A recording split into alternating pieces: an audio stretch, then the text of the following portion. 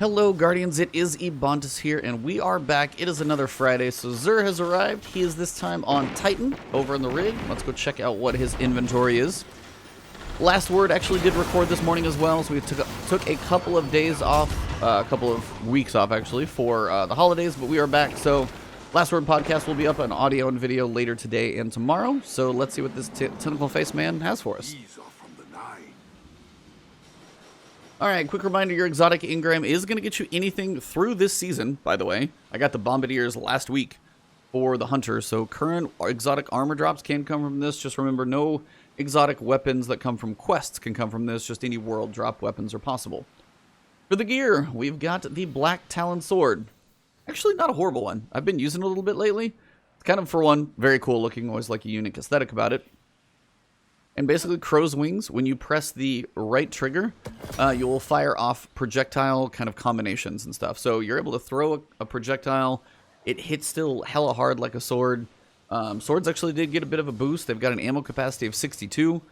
So they're actually not in a horrible shape right now, especially if you have like a void heavyweight burn. I've used this thing in Sundial. I've used this in a couple places. If you don't have it, definitely get it. It's got a cool ornament going on with the Dawning as well. So if you want to wrap that thing up, not a bad thing to get. But overall, if you don't have swords, I wouldn't say exotic swords are always going to be the best choice, but if you want to have some fun on like a heavyweight void modifier, you can definitely put in some damage with this thing. You've also got Tempered Edge, Heavy Guard, and Tireless Blade. For the Hunters, we've got Lucky Pants. Now, just a reminder, all stats on armor coming from Berserk is going to be the same as what's in the collections.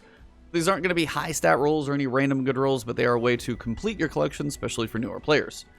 Now, this does have a Void affinity, which most people are going to be looking for in PvE, because those perks are going to be related to grenade launchers, hand cannons, scout rifles, sidearms, and sniper rifles. So, lots of options for PvE weapons that a lot of people tend to use, especially snipers and grenade launchers.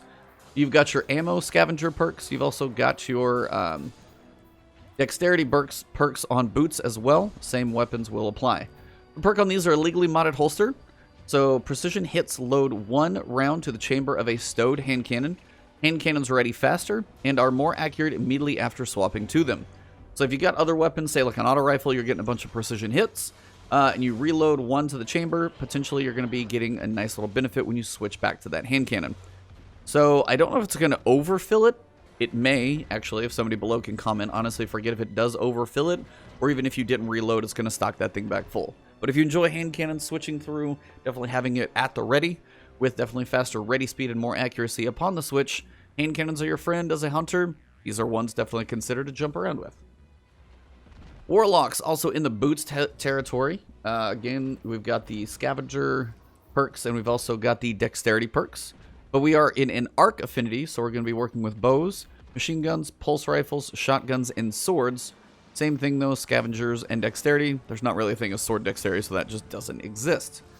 But the perk here is sprint speed is increased, pretty much just straight up all the time. So these are actually popular for warlocks when you get into PvP, just because running faster is just always a bigger benefit, getting to points quicker and things of that nature. After a short time sprinting, your currently equipped weapon is also automatically reloaded. It's actually kind of cool. So you get into the battle quicker, you get done with a fight, you finish, you want to run somewhere. As you're running, your current weapon is reloaded. So then as soon as you get to that point and you're ready to engage, you're already reloaded, you get there quicker. They're a popular thing in PvP for warlocks for different playstyles. So definitely want to consider if you like running shotguns with a warlock and things of that nature, get in the mix quicker. Automatic reloads on very slow reloading weapons like shotguns can have some benefits as well.